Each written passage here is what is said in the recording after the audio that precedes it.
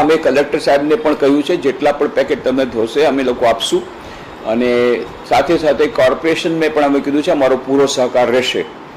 તો આવી રીતે જે રામકૃષ્ણ મિશનની પરંપરા છે કે રાહત કાર્ય જ્યારે પણ કોઈ જાતની આફત આવે સૌથી પહેલાં પહોંચીને ત્યાં રાહત કાર્ય શરૂ કરી દેવું।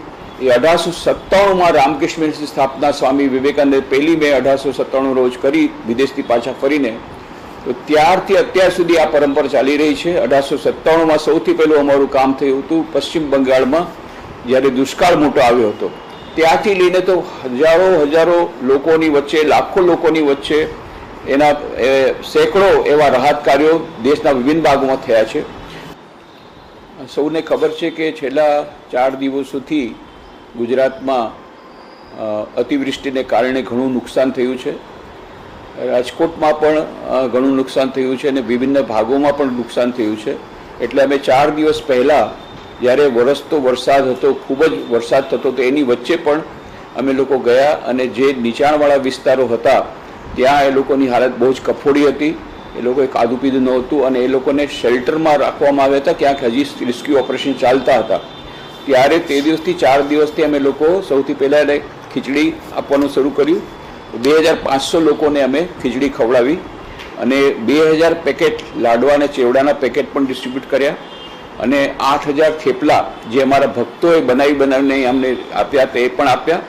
અને એના સિવાય ચવાણું પછી મસાલા ભાત એવી બધી વસ્તુ જે કંઈ અમારા ભક્તો આપતા હતા અહીંયા અમે કલેક્ટ કરી અને 450 કિલો ગાંઠિયા એટલે કુલ 6000 આવા જે અતિવૃષ્ટિથી પીડિત લોકોમાં આ બધું વિતરણ અત્યાર સુધી થયું છે અને અમારું રાહત કાર્ય હજી ચાલુ છે। જ્યાં સુધી રાજકોટની વાત છે, રામકૃષ્ણ આશ્રમ રાજકોટની સ્થાપના 1927માં થઈ હતી, લગભગ 100 વર્ષ પૂરા થયા છે।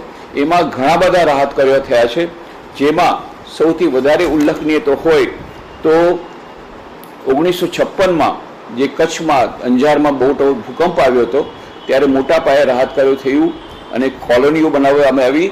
1979માં જે મોરબીમાં કચ્છુ ડેમ તૂટી ગયો ત્યારે પણ અમે પહેલા જ દિવસથી બધું રાહત કાર્ય શરૂ કરી દીધું અને એમાં જે કોલોની બનાવવામાં આવી એનું અને 2001માં જે ભૂકંપ આવ્યો હતો એમાં સૌથી મોટું ત્યાં વખતનું અમારું ભૂકંપ રાહત કાર્ય થયું છે, જેમાં 20 કરોડ રૂપિયાના ખર્ચે અમે લોકો 81 સરકારી શાળાઓ બનાવીને સરકારને પાછી આપી દીધી અને 6 વસાહતો બનાવી, જેમાંની એક વસાહતનું ઉદ્ઘાટન સૌથી ઉલ્લેખનીય હોય તો જ્યારે પણ કોઈ જાતની આફત આવે છે સૌથી પહેલાં રામકૃષ્ણ મિશનના સંન્યાસીઓ અને સ્વયંસેવકો અમે પહોંચી જઈએ છીએ, કારણ કે આ અમને સ્વામી વિવેકાનંદે આપેલો ઉપદેશ છે, શિવ જ્ઞાનથી જીવ સેવાનો ઉપદેશ, જેના માટે તેને રામકૃષ્ણ સ્થાપના થઈ।